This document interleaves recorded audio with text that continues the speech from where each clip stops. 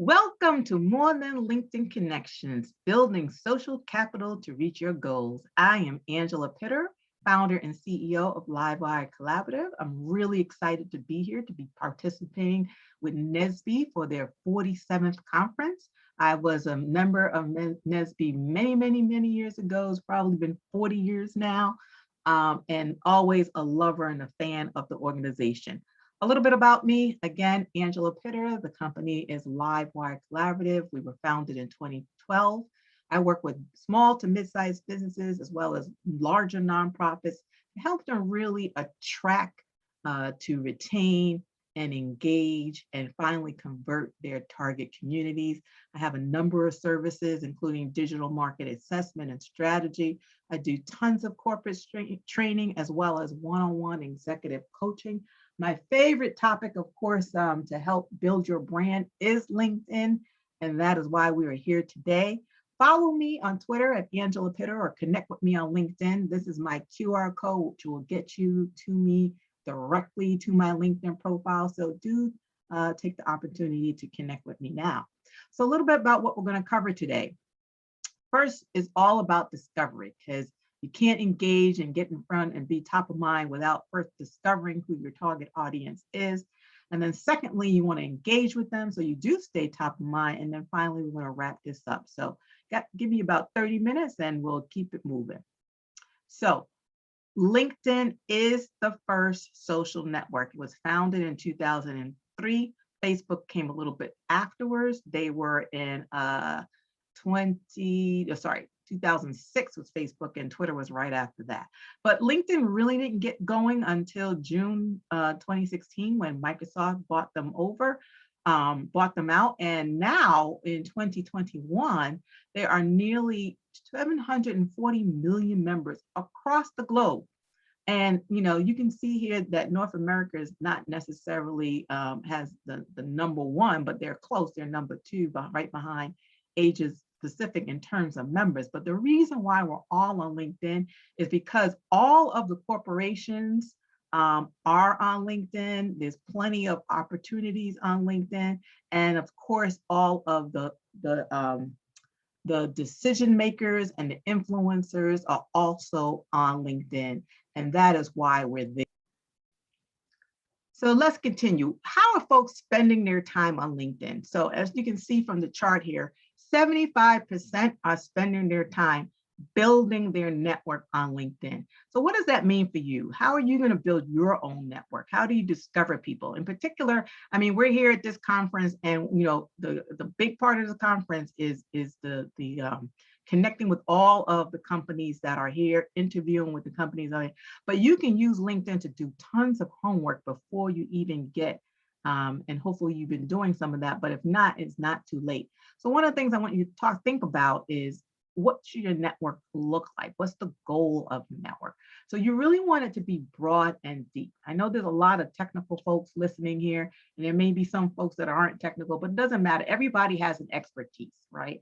And so what happens is you typically tend to have a lot of folks. So you see where it's kind of dark and clustered here, the orange or the blue, is you tend to have a lot of folks in your network in your expertise. When you're thinking about looking for job opportunities, especially if you're in corporate already and you're trying to do your next level career, it may be in a different industry. So you're really thinking about what are those transferable skills. And as engineers, you have plenty, and where we're going to use these in other verticals and share your talents there.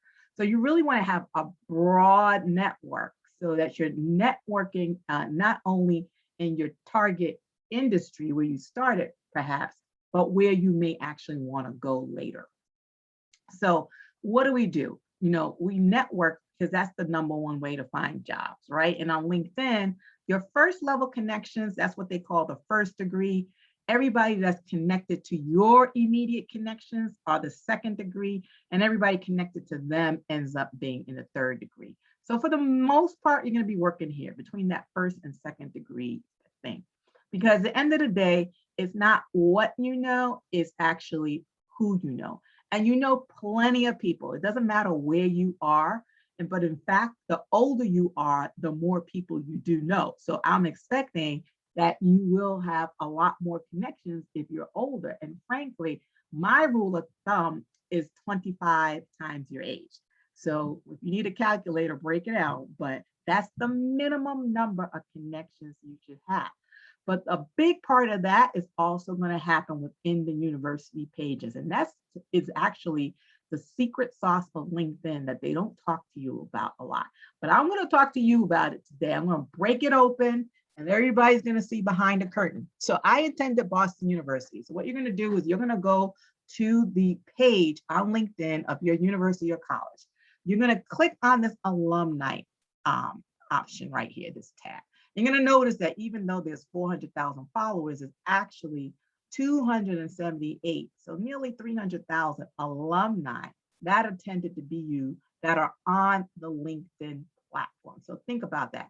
That's 300,000 people I can reach out to, and it's likely that somebody there of that 300,000 is at a company that I'm interested in.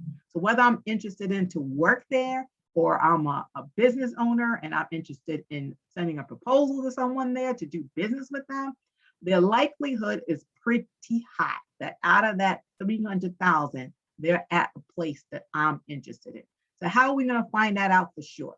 So one thing you can do is once you get to that alumni page, you can now start sorting at different ways, where they live, where they work. So the first thing I should typically do is sort by where they live. So I'm located in the Boston area. The first thing I want to do is find people who are close to me. Then I'm going to sort by where they work. In this example, I picked up State Street. And you can see right here, I just went from how many thousands that were in the Boston area to now a more manageable number, nearly 400, but that's still a little bit too high. So I'm going to sort it even further because really what I want to do is I want to get to those IT folks at State Street. And in fact, even the IT folks that have project management backgrounds, right? Because maybe perhaps that's the job I'm looking for. Maybe I'm looking for a program management job at State Street in the IT department. And so now I'm down to 20 people. So that's really manageable, right? And then here's the thing. Now I can also look. So LinkedIn will show me who those 20 people are. It'll show me where they are in my network. First connection. So that means directly connected to me. And this guy over here is in the third connection. I'm really probably not going to reach out to him because he's too far away, right? And in fact, the first connection, we already have 48 people in common. And then in some of these second is, I have at least one shared connection. The other thing you'll see on the in this view is the year they graduated from the school. If you don't see the year, it's probably because they're older, like me, I take it off. But again, it gives you an idea of, where they within the decade that you graduated or not. But it doesn't really matter if they are or not. Like I said, I think the alumni are your low hanging fruit. And those are the folks you should approach first. So the other way to look at this is to do it from a company search. So if you specifically just want to head over to the company page, this example is Google, who has 200,000 plus employees on LinkedIn. You're going to click on that people tab. And then again, you're going to sort by the location and what they do. So if you're in New York and you want to search out Google in New York and you want the engineering group, you want to connect with all the engineering folks, you're going to sort by the function and you're going to sort by the location. And once you do that, notice how we're already down to, from the 200,000 employees at Google, we're down to 3,600. That's still a large number. But once you figure out who your engineers are, the next thing you want to do is figure out what they are skilled at. And this is why this is important. I'm going to tell you, because on LinkedIn, when you're applying for jobs on LinkedIn, it's automatically going to kind of do a skills match based on the description of the job. And in particular for engineering, it's looking at your technical skills. So one thing that you can do really quickly is make sure that your top 3 skills on your LinkedIn profile are matching the top 3 skills of the function you're interested in. So in this example here is engineering. You see the top 3 skills are Java, Python, C++. Make sure on your LinkedIn profile that you have these exact 3 skills. So that way, when you're now applying for opportunities at Google, you will be a better match than if you didn't have these skills. And of course, you may want to go down and add some of these other ones as well. So now you could do the same thing. I can now go back and scroll down and see who I'm matching. I can pull up those folks in my second level or first level and see who they are. And I scroll down, I look, I see there's an Erica here. We have some connections in common. The other thing I can see on the page is where did they attend school? So the connections that I have in common, where did they attend?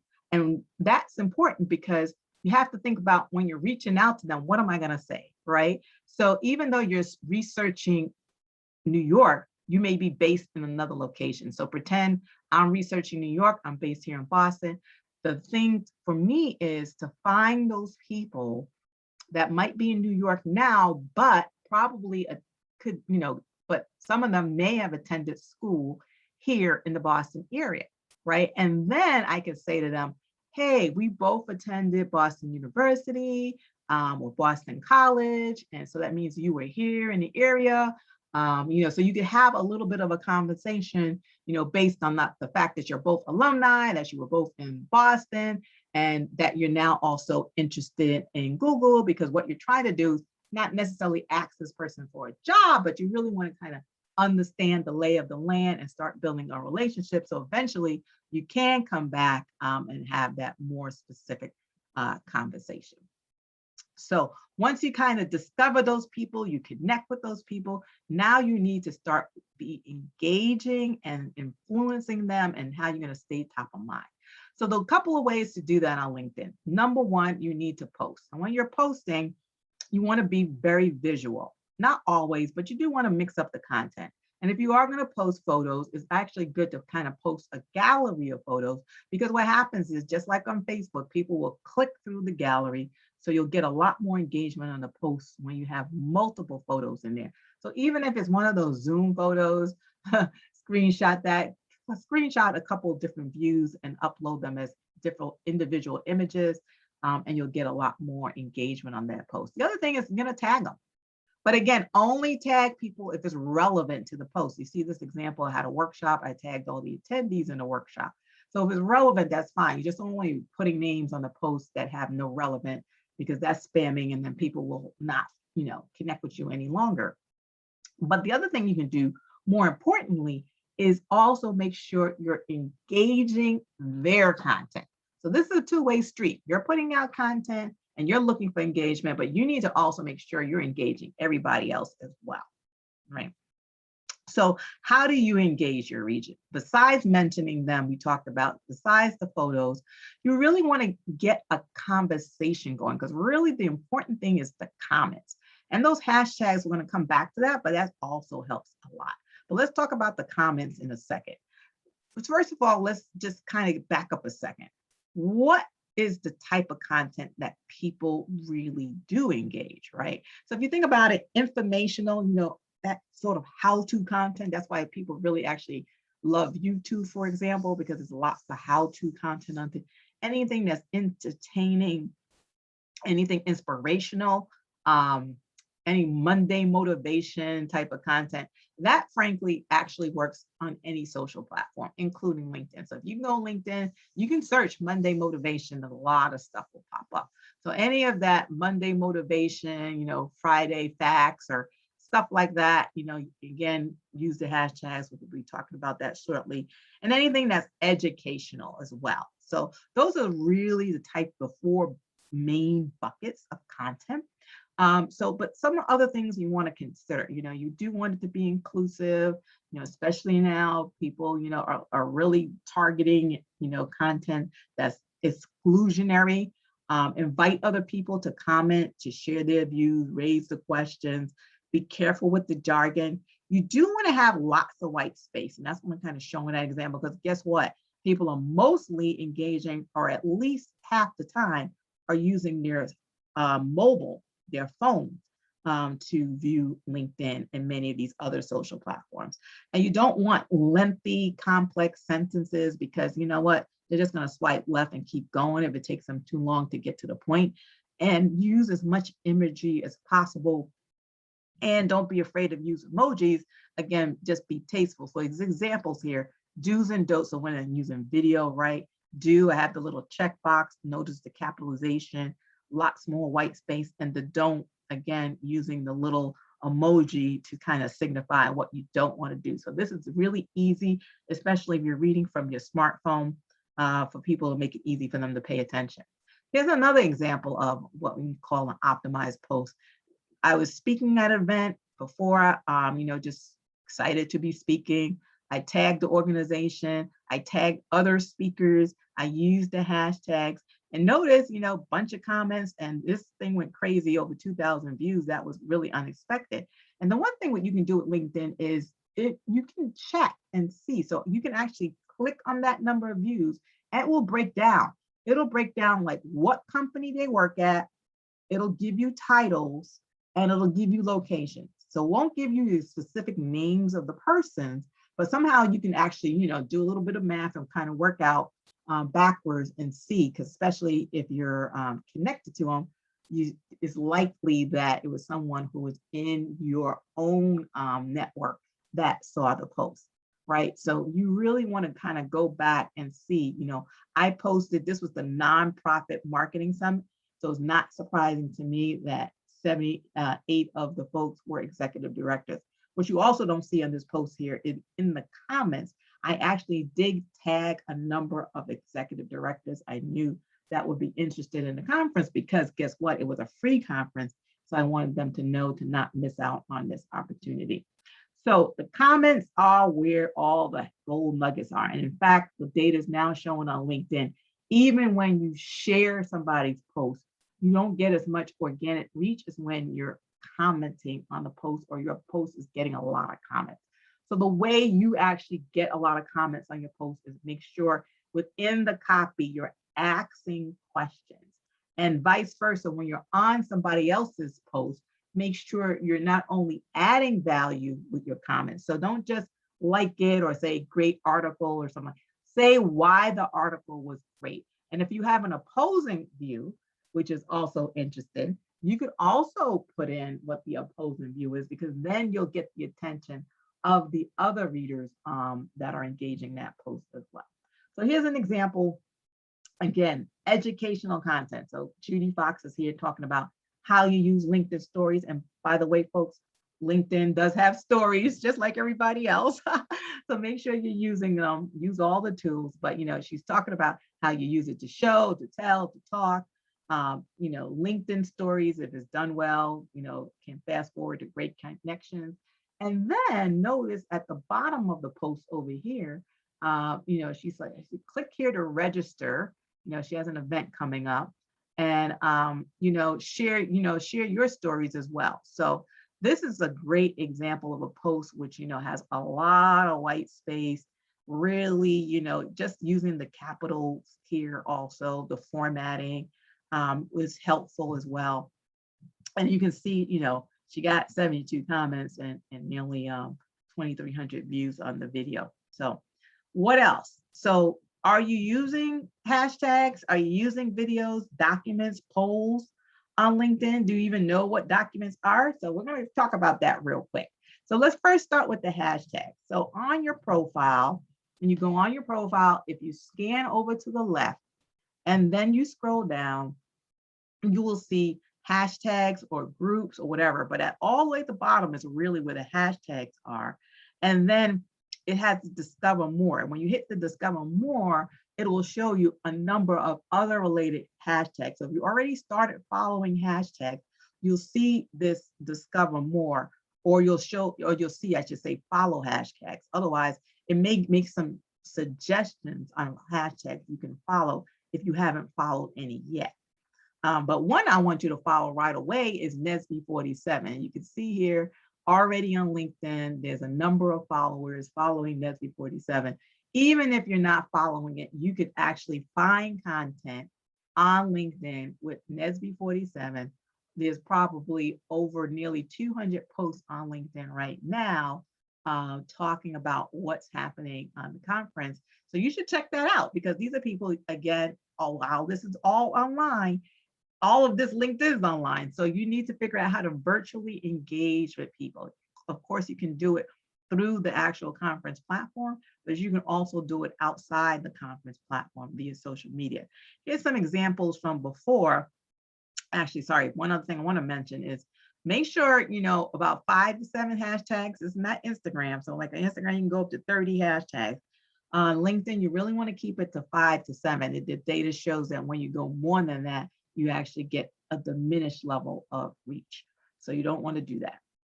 But here's some examples here from NSBE 45, where you can see where people are talking. So when you think about the conference in particular, when you're attending conferences, it's almost like a format of before the conference, during the conference, and after the conference. So in this case, Yolanda's saying, looking forward to the conference. So remember, this is the last one in person, NSBE 45.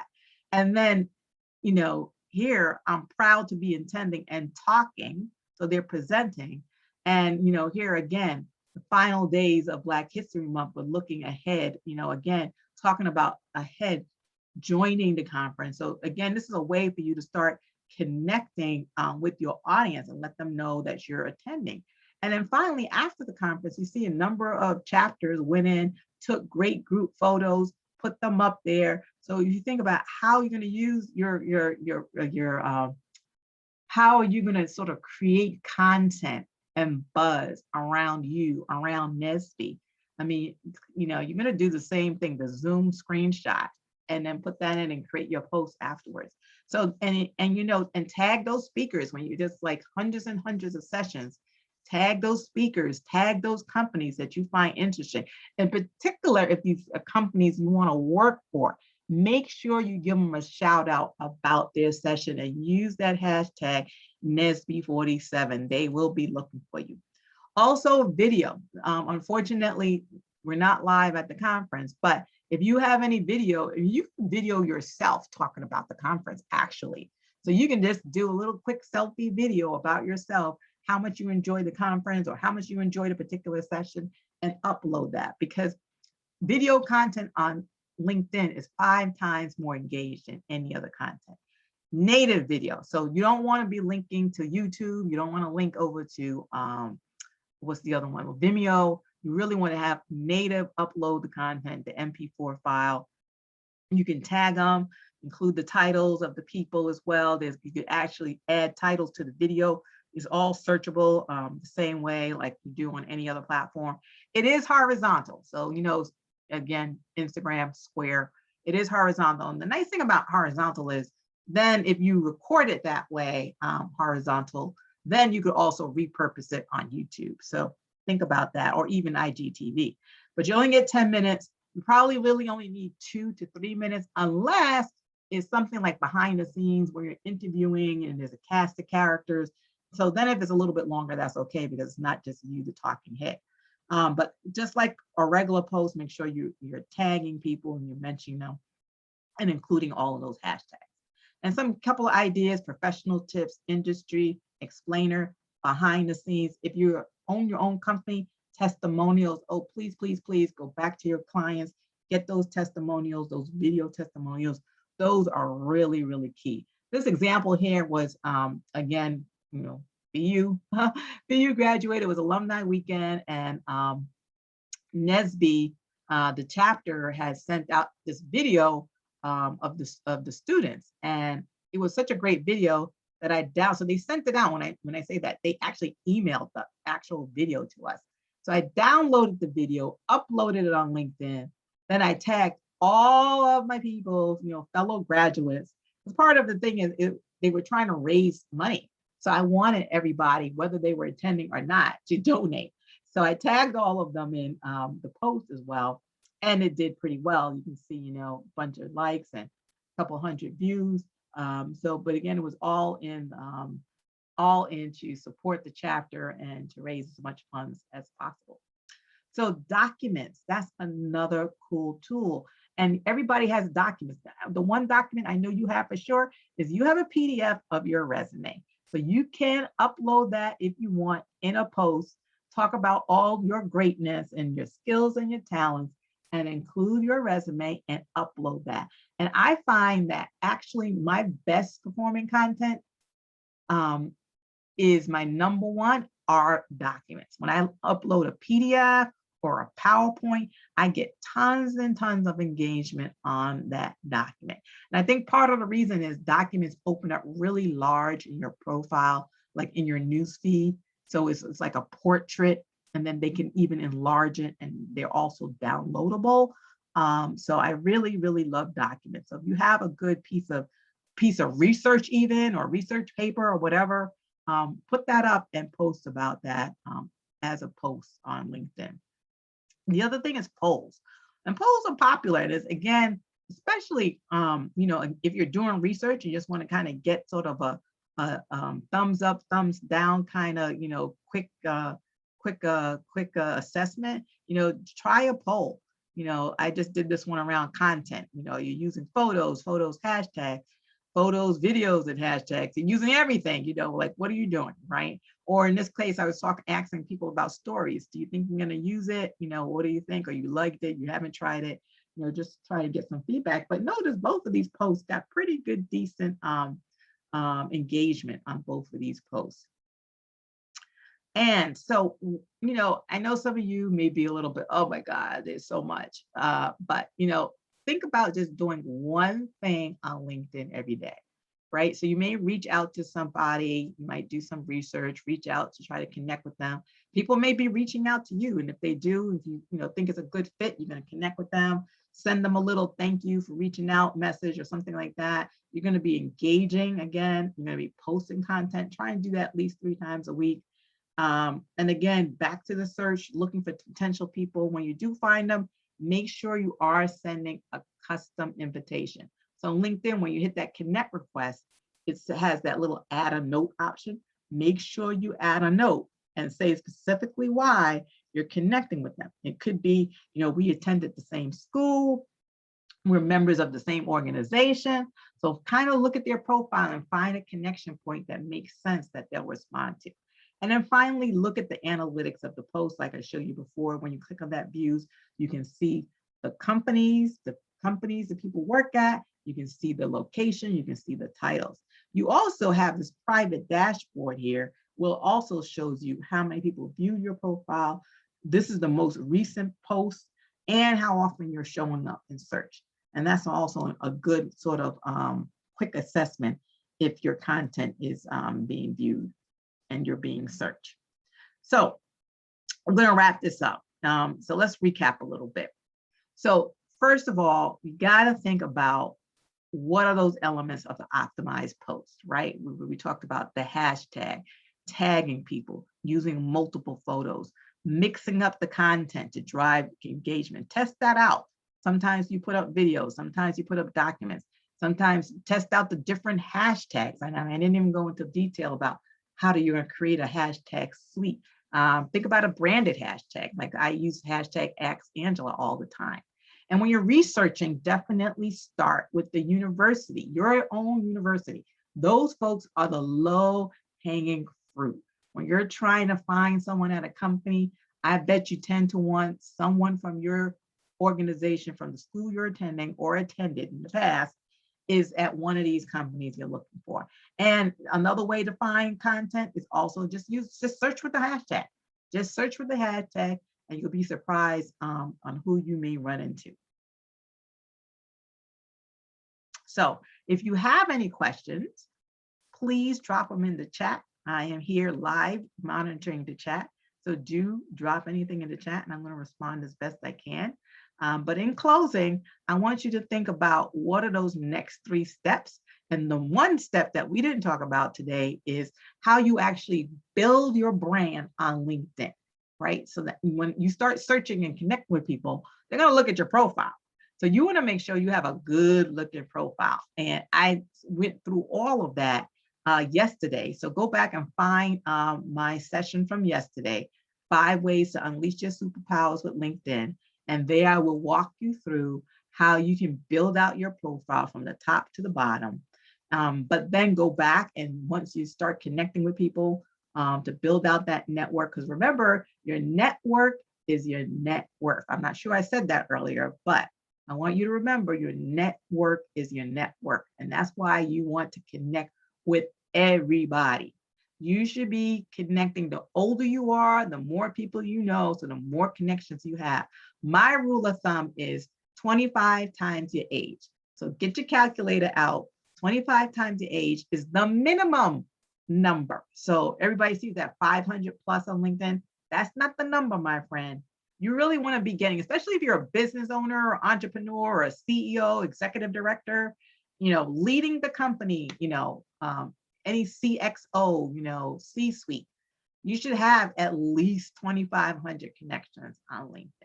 And then you're going to not only connect with people, but you're going to engage with them. It's the engagement that helps you stay top of mind. So when you do finally reach out, they get to know you. So you think about the whole know, like, and trust, right? So you connect with them, they start to get to know you, you start putting out a lot of content that they're find interested. So over time, they get to like you and then trust you. So when you finally do have an ask, they'll respond. So one thing people always forget is adding LinkedIn to the email signatures. Make sure you do that. You use email every single day. So have your LinkedIn, connect with me on LinkedIn and have a little URL. And if you have any more questions, I know I went through a lot of content fairly quickly. Definitely reach out to me. There's several ways here that you can do it. Check out my website. But I am going to be launching a real in-depth class that covers all of this, not only how to get your profile together, get your whole brand set up on LinkedIn so that your LinkedIn is almost a landing page for you, but also how to do the whole attraction and connection and influencing. So it's going to be, less than 60 days. You can go from zero to hero. So take a look, keep an eye out for that. That's going to be happening probably the first week of May. There'll be something on my website, but hopefully if you're interested, come on and join the class that will take you all through this step by step. So if you haven't already, go back, connect with me on LinkedIn. You could also hashtag Ask Angela right there, and follow me on Twitter, Angela Pitter, or if you want to check me out on Instagram or Facebook, it's at Angela Pitter Speaks. Thank you so much for having me. Enjoy the rest of NSB 47. Bye.